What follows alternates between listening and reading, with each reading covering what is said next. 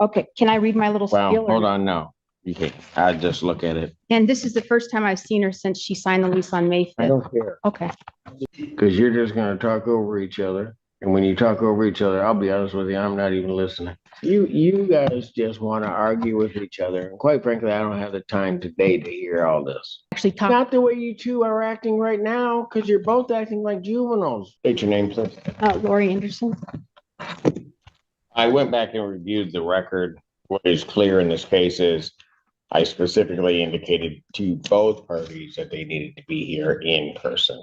And she is not here and the like. Did receive an answer. What is your claim? This is for termination of tenancy. And a judgment, sir. Do you want me to read my? How much are you claiming is owed? $1,139.94 as of today. Hang on, $139.94. All right, and that is for? That is for July rent. Which is the amount of how much? $330 plus late fees, which are $25 a day. So I calculated. Can't do that. No late fees. All right. I can't let you assess late fees at $25 a day. Okay. First of all, I think under case law, it would be an illegal late fee. Late fees have to be reasonably calculated to the cost of collection. That's not an exact science, but they certainly cannot be what would be called liquidated damages, which those would be. Okay. So what months does she owe for? July. I got a calculation. July, that would be $3,300 for July. 3,300. Yes, sir. And that's the rent? Yes, sir. Okay. And then I got the water bill, the water charges. And how much was that? Oh, let me see. I had it all prepared and I'm just. How my day always runs. What'd you say, sir? I said that's pretty much how my day always runs. I have it prepared and then. I had it all in order. Now find it. Oh God, hold on.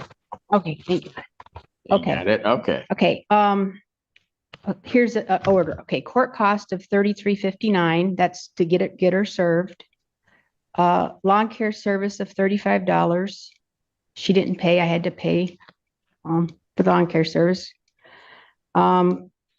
Water bill for May of $207.29. $207.29. Water bill for June of $230.32, and then extrapolated water bill for July 1st through July 11th today of $84.45.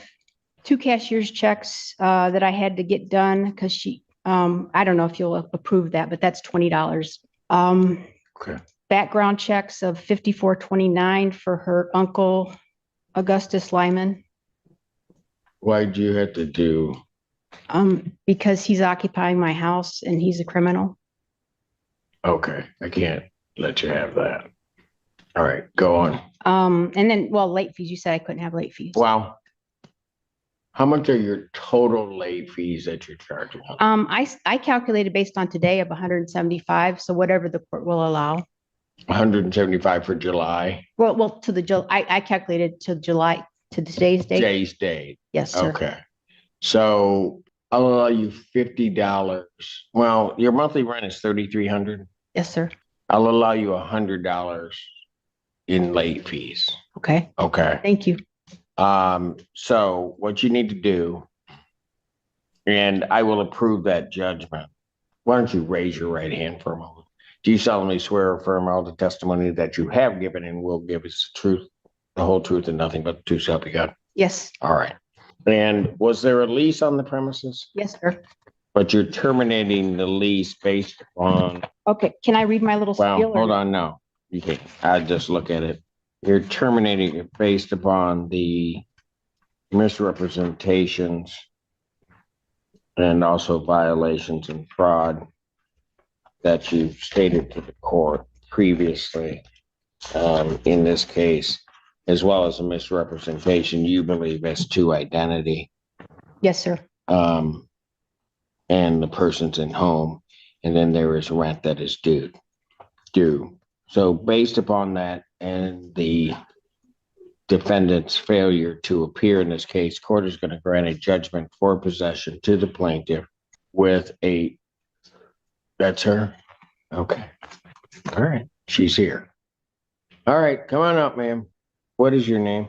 All right. Ms. Lyman, it is unacceptable to be effectively an hour and a half late to court.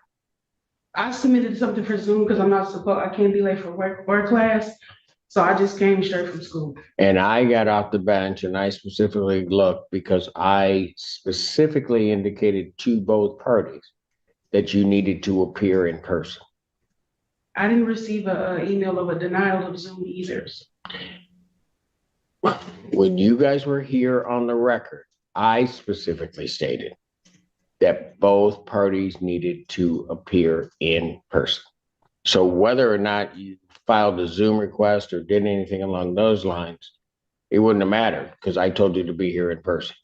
And Miss Anderson, I'll have to stop the inquiry that I'm making now that she's here. What's your position on this case, Miss Lyman?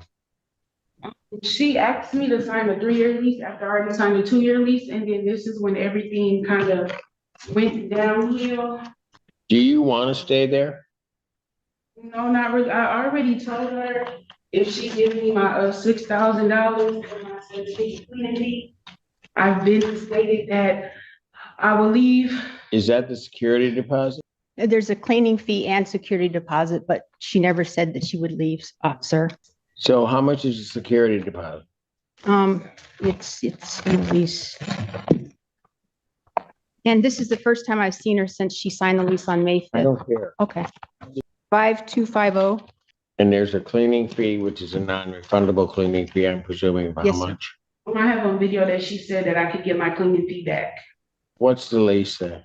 Well, it's non-refundable, but I said if she leaves it really, really clean and, just like I had it, that I would be willing to, refund her that based on, I being understand. clean. Okay, Because I but the lease itself says it's a non-refundable. yeah, because I think by law it has to say that. So that's why it says that. It doesn't have to. Well, I don't know. I'm not A lawyer. I'm not a lawyer. All right. So otherwise, two things. First of all, with reference to I understand the oral representations that were made regarding the cleaning fee, but the lease would indicate that it's a non-refundable cleaning fee. Yes, sir. So, Because I thought that's what I was. and then with reference to the security deposit, that security deposit is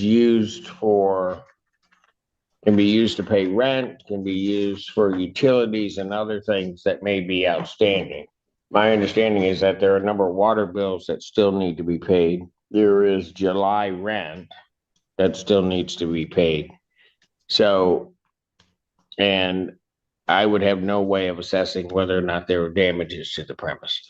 So I don't know that that's negotiation. You say that you don't want to be there. Well, yeah, because she has neighbors watching me, and it's very uncomfortable coming home, and there's people watching me. All right, Ms. Lyman, let me ask you this. What do you want me to do? Really, I just want everything to be over. It's just the random people watching me, the false police reports. It only took the defendant an hour and a half to finally show up, and she waddled in ready with every excuse in the book. According to her, nothing is her fault, not the rent, not the lateness, not the unpaid utilities, just one giant conspiracy against her. Meanwhile, the judge literally told her at the last hearing she must appear in person this time, so there's nothing really to defend. The best part is, she walked in right as the judge was seconds away from ruling in the landlord's favor. Talk about lucky timing, or unlucky, because now she has to answer questions. The whole exchange feels like two exhausted rivals who are done with each other. The tenant wants her security deposit back, which is insane considering she hasn't even paid the water bill or the rent she owes. The landlord wants her out and wants their money before she leaves. Both are annoyed, both are stubborn, and the tension feels like it could snap the courtroom in half. You can practically see the judge mentally preparing for impact because this drama is one spark away from detonating. So what do you want to do? I can move out in August. When? at least the first or the sixth. Okay, and what about July rent I was gonna put the rent in as well. with the court? And that's $3,300. There is, as I was totaling and going through this, there's approximately, I have about $500, give or take, for the water bills. I could have sworn water bills are supposed to come every 3 months. I sent a, I received one almost like every, and from the first water bill, I was only there for 27 days. can I make a comment, sir? Sure. I sent an Excel spreadsheet to the court and to the defendant that shows the water bill history for the last 3 quarters. I mean, 4 consecutive quarters. And it calculates a water bill based on my usage versus Mrs. Armani and her family's usage. And there's a significant difference. And I presented that to the court as well. That showed that she's using 3 times the amount of water with her family than I ever used. So, well, the police report indicated that there was a, People over right now. Just because it's people over there don't mean people. There's really no reason for me to be here with you two, is there? Because you're just gonna talk over each other. And when you talk over each other, I'll be honest with you, I'm not even listening. can I make a statement, sir? You have. Go ahead. What is the statement? This is the first time I've seen her since May 5th because an older woman who says she's Armani, she's at least 40, has been telling me she's Armani, but I think it's her mother, Joanna Lyman, and I've never been able to speak with her or see her. So I can't even talk to my tenant. I would have liked to have tried to work something out, but I'm not able to ever talk to her. Yes. That's a lie. She's seen me on multiple occasions. She doesn't even know anybody else. She never met my mother. You've only met with me every single time. The witness statement about mail, I've never met that man. The mail's always been inside the mailbox. I've never met any of the neighbors because I don't even go confront people. I just go on by my day. So of course, none of them ever seen me, but her. And the fraud about the address that she said she lived at. In fact, she was living at a place on Maplewood that she was actually being evicted from. And she told me she was living at Mr. Diop's house that's on her driver's license that he's lived in for 3.5 years. So that was the fraud and misrepresentation of the truth. She was actually being evicted when she moved into my house. And I didn't know this. Well, there's a difference. Does she represent that she wasn't being evicted? Well, she said that she was living at Mr. Diop's house, who's been there for since 2021 and says he's never rented to her. So that's What fraud. do you people want me to do? You guys just want to argue with each other. And quite frankly, I don't have the time today to hear all this. Because this is just a mess. You guys can't get past your personal animosity toward each other to even look at this whole thing rational. Judge, the phone number on her application was disconnected. I've not ever been able to call her and talk to her. For 2.5 months, it's been another lady talking to me on the phone and in person. I've never been able to talk to my tenant. We could have worked this out if she was actually talking. Not the way you two are acting right now, because you're both acting like juveniles toward each other. You guys can't talk to each other. I want to talk to her, not her mother. Yeah. She asked for a past address. 9090 is a past address. I never told her that I rented from the lease. Why do I care? The application has 9090 on it. You're just gonna keep showing it to me, so I gotta try. I just want honesty. She's only been talking to me. You guys can't even resolve this, can you? I don't even have her number, sir. You have my number. I don't have a number. You don't talk to me, sir. 8335 is my number. You don't talk to me. I've You never. know what? Both of you go sit down. These other people, I'm not gonna have them waiting through your mess. Go sit down. I'm gonna pass this case. No, I'm not even gonna pass it because I don't want you back up here right now. I'm gonna set this thing for a final settlement conference before trial. I'm gonna set it for this Tuesday. Oh joy. And then I'm inviting her back. So go ahead. What time on, it's 9 o'clock this Tuesday, the 15th? Final settlement conference, July 15th, 2025, 9 a.m. that's in person. You need to be here. I will be waiting in courtroom A to hear your case and other cases with bells on them. The rent, since the mortgage is due, can, 9 a.m. on the 15th. I am not making a decision today. You are to put the $3,300 in the court escrow. Thank you. thank you, sir. It's honestly like watching two toddlers argue over a toy, except the toy is a whole apartment and neither of them should be proud of how they're acting. They both want their way and neither one cares to listen to a single adult sentence. If they could just communicate like humans instead of circus performers, this entire mess could have been resolved months ago. But throw money into the mix and suddenly every ounce of maturity disappears. And Judge Simpson, he's over it. You can see the patience leaving his soul every time they interrupt, talk over each other, or scream about who owes who. Eventually, he taps out, dismisses them, and pushes the case to next week because even he needs a break from this chaos. Honestly, I don't blame him. Just watching this through the screen was frustrating enough. So sitting in that courtroom has to be torture. When they come back, do you think the judge should order her to pay on the spot or just evict her and call it a day? Let me know your take down in the comments. Thank you so much for watching. Don't forget to like and subscribe, and I'll catch you in the next one.